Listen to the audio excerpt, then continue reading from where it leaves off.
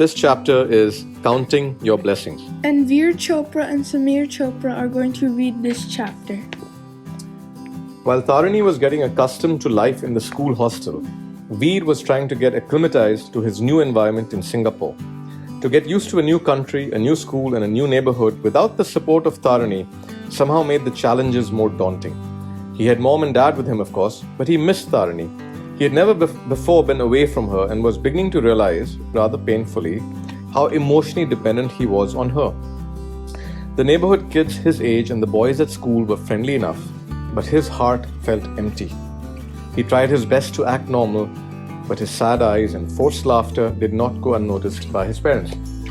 Dad requested Dadi to come for her annual visit earlier than usual this year. He was working long hours in the office and thought that Dadi's presence in the house would be helpful to both mom and Veer.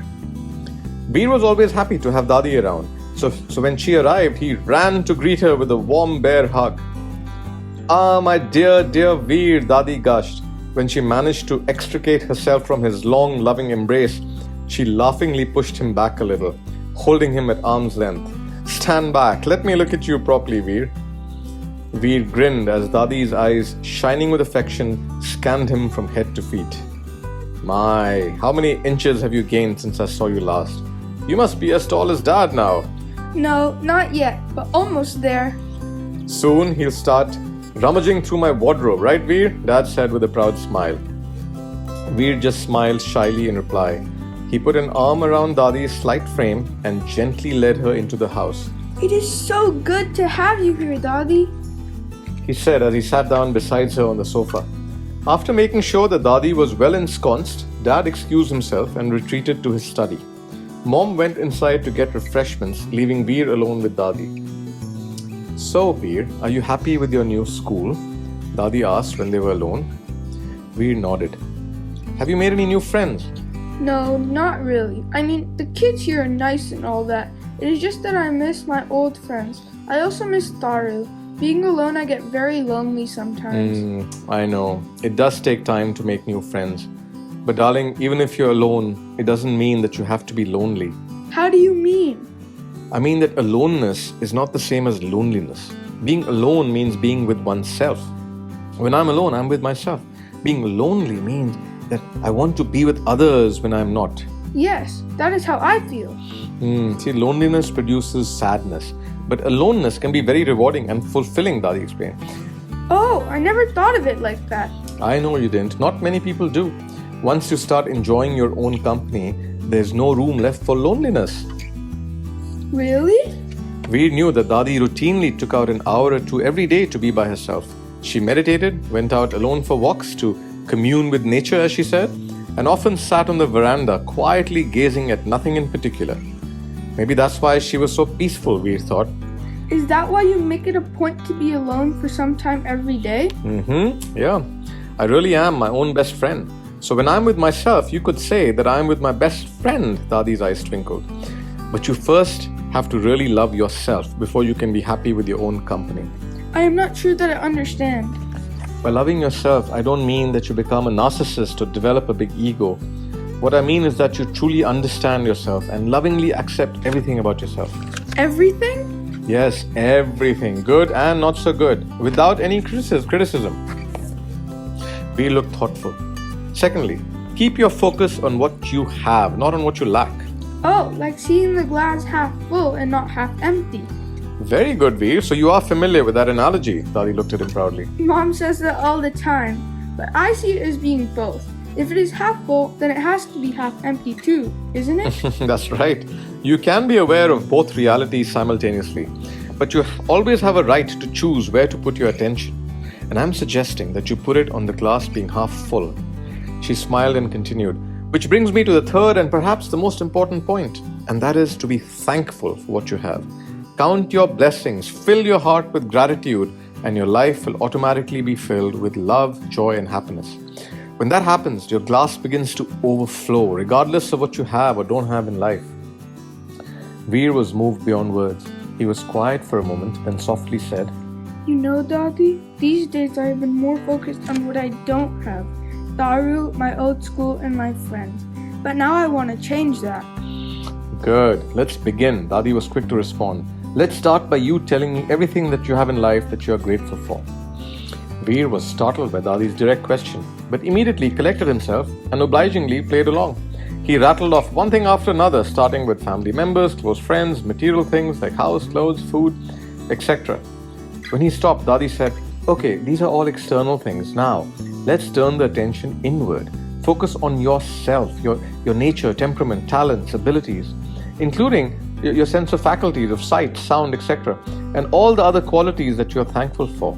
Oh, wouldn't it be blowing my own trumpet if I did that? No, Veer. Honestly, assessing your talents and recognizing your positive qualities helps you to nurture and develop them to their full capacity. And expressing your inherent inborn talents is what makes life worth living. So again, what are the things about yourself that you are grateful for? Veer started counting them and was amazed by how long the list was. As he spoke, he realized how much about himself he had always taken for granted, never thought about being thankful or grateful for them. As he recounted his blessings, his spirits began to lift. He felt sorry that he had left his naturally cheerful temperament fall under a cloud for so long. When Veer finished, Dadi said, "Well done, my dear. Now here's another truth for you to check out. When we express our God-given talents, it gives us joy.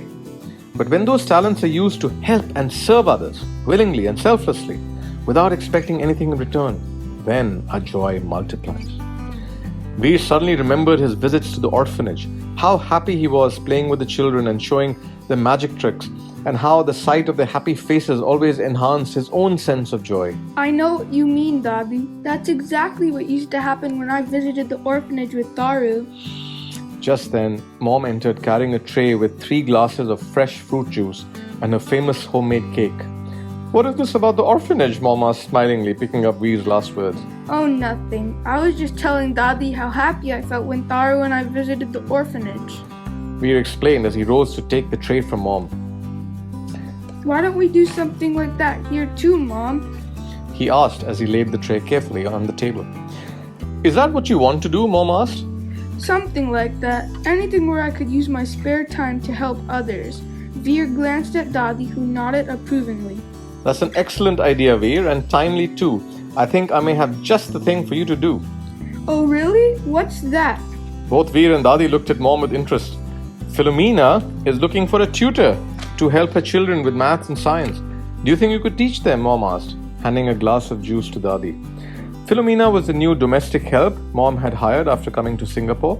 She had 2 children, a boy and a girl, aged 9 and 7 respectively. I sure would. Veer I said could teach excitedly. them every weekend. After a game of tennis in the morning with Dad, I am pretty much free all day Saturday. I could teach them Sundays too. "Good. I'll tell Philomena. She'll be happy, I'm sure." Mom was glad that Veer was sounding like his old self again. So Veer started teaching Philomena's children on weekends. He devoted a lot of time familiarizing himself with their school curriculum and then meticulously preparing their lessons plan every week. He felt gratified when he saw the spark of understanding in their eyes as they grasped the concepts he taught them. Philomena, of course, was thrilled that her children were being helped without any extra cost to her. As Veer got more and more involved in teaching Philomena's children, his sense of loneliness diminished. Gradually, he started taking more interest in school activities as well and enjoying the company of new friends.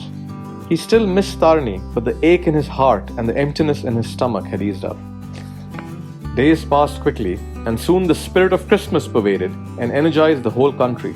Grand festive lights and colorful Christmas decorations sprang up everywhere. At home, the family started preparing for Tarini's impending visit for the holidays. Veer was excited, thinking about all the fun things he could do with her.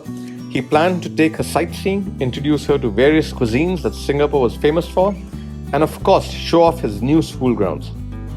At the same time, he knew that when Tarini returned to school after the holidays, he will not give her a tearful send-off. He had now learned that life may put them on separate paths, and while they may be physically apart, they are forever a part of each other's psyche and will always be together in heart, mind, and spirit. That thought gave him a lot of comfort. He knew that even though he'd be alone, he will not let himself feel lonely again because he had now learned to count his blessings and be thankful for them. Thank you.